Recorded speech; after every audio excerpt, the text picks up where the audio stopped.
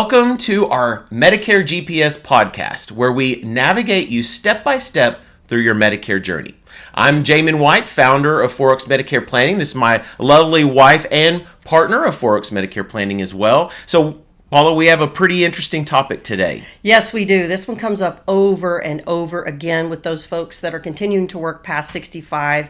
And that question is, do I have to sign up for Medicare at 65, or am I going to get penalized? Right. It's the lifetime penalty question.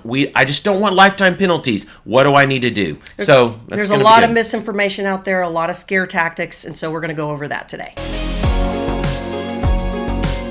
All right, so let's dive on in, Jamin. So what is that biggest question we get from folks that are turning 65?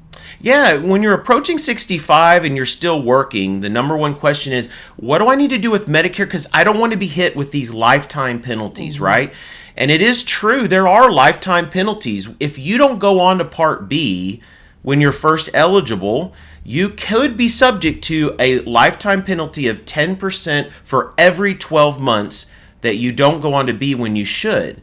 But there's a little bit of an asterisk there because it depends upon if you do or don't have this other qualified coverage, right? Yeah, so let's talk about that. So what are some of the other qualified coverages that count so that people don't have to go on Medicare? Right. So the number one scenario is working, right? The economy right now, the dollar is not going as far as it used to, and so people are working longer. So we're kind of coming up to turning 65, and also, hey, Jamin, I'm going to continue to work, right? So what do I need to do? And so the employer plan is something we need to figure out, right?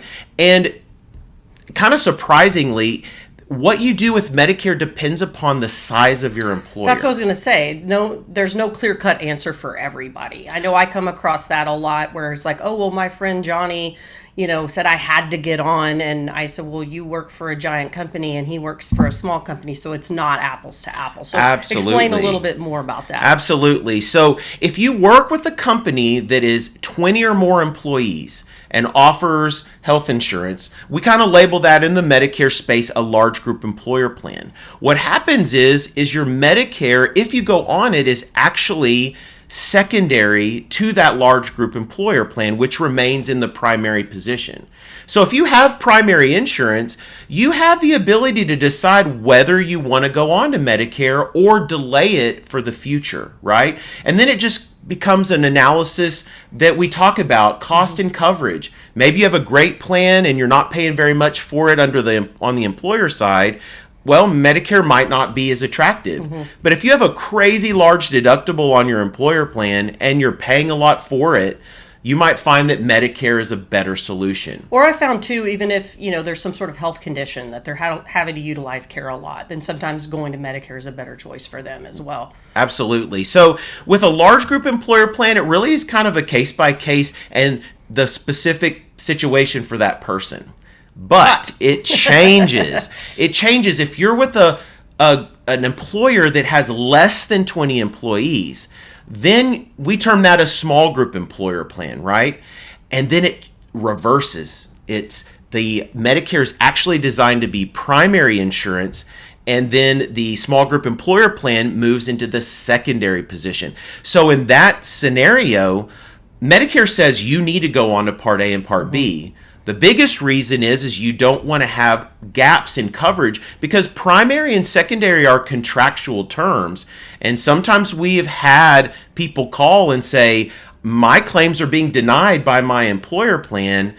Well, sometimes that's because Medicare's in the primary position, and an insurance company, if they can find a way not to pay a claim, they're going to do it. So let's go back to those large group employers again. When is it a good case where someone will go on A but not go on Part B?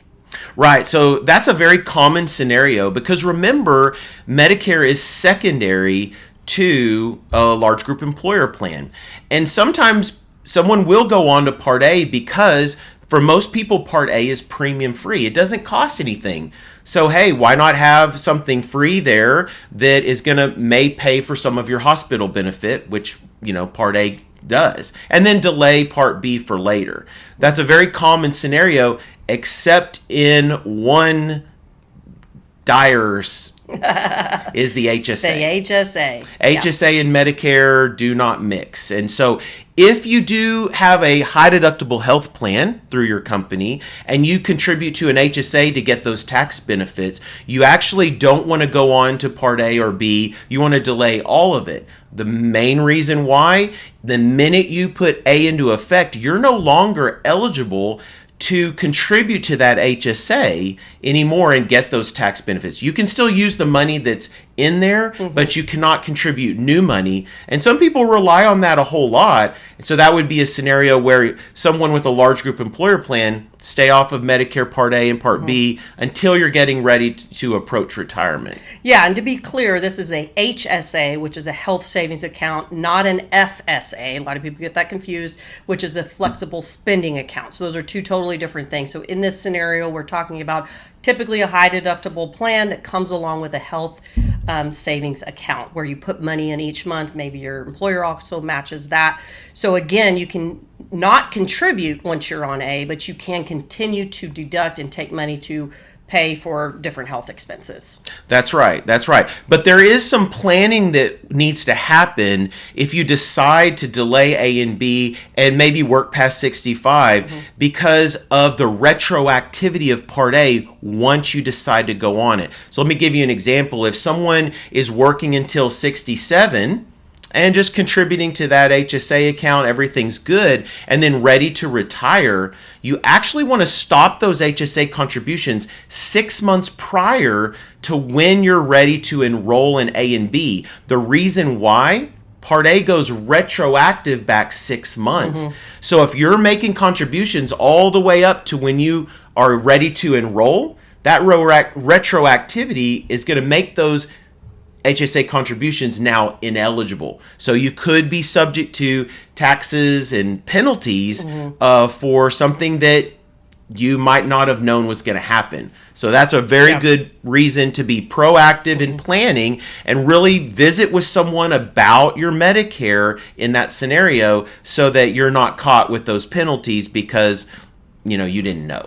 Well, let's go into that a little bit more. So when is a good time then for folks to reach out to talk about those kind of things if they are continuing to work past 65? When's a good time to reach out and have these conversations? I think there's really two times that are very important. One is before you turn 65, right? To really understand the situation that you have through your employer plan and really just look at that. Cost and coverage. Let's talk about what's going to be better for you going forward. And there are a lot of different factors that come into play on what to do.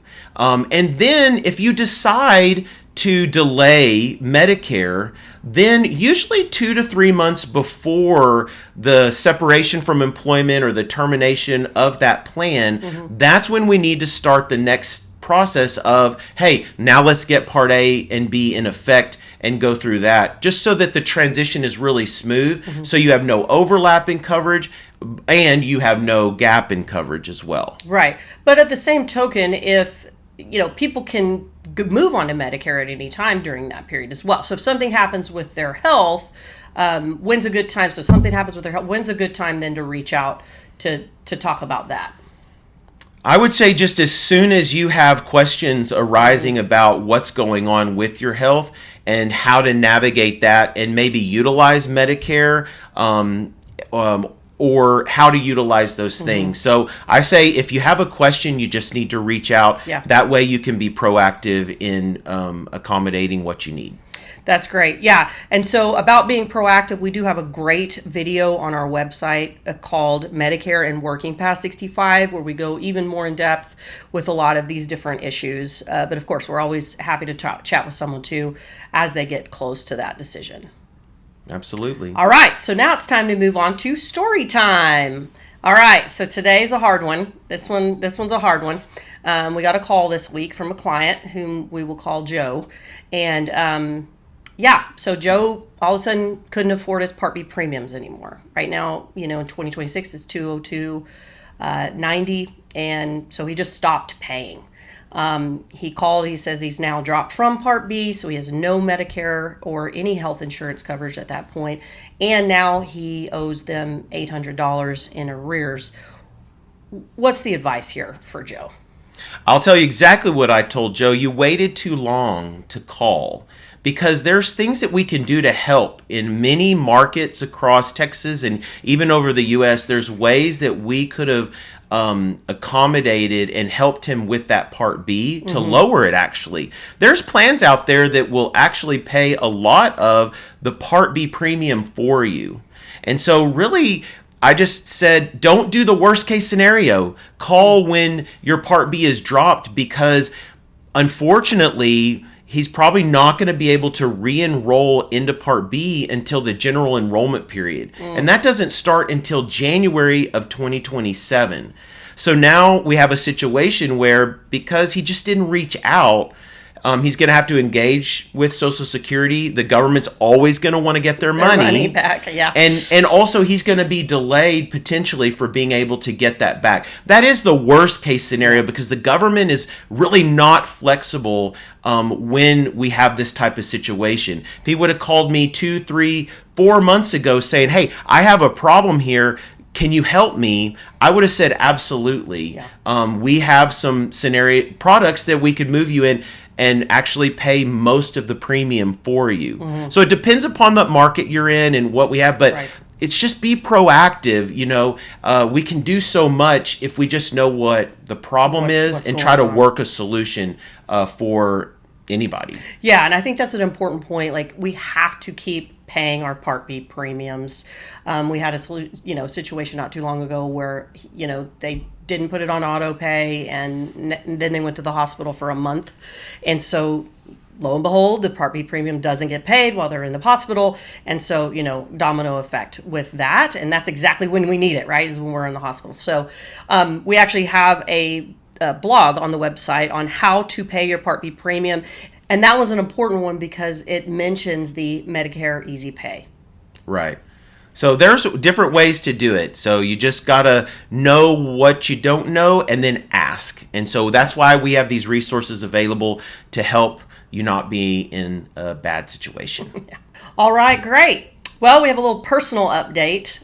We are going to be going to an awards conference in Aruba. I'm super excited about that. Someone must think we're doing something right. Okay, so hopefully, check our social media. We'll be putting some awards photos on there. And then we also are going to be making an announcement from Aruba. So definitely be checking your social media channels for that. All right, so now we're at news. What's the big news happening in Medicare right now, Jamin? Well, this is the time period where we see if you're on Medicare and you have a Medigap plan or a Medicare supplement. Remember, those are the same thing. We're kind of in our rate change season. And right now, we're really in a rate increase environment. Inflation hits medical as well, not just the bananas at the grocery store or the eggs. And also utilization. All those things are hitting right now. And so we're seeing quite a few rate increases come in. So, we got to address that. Yeah.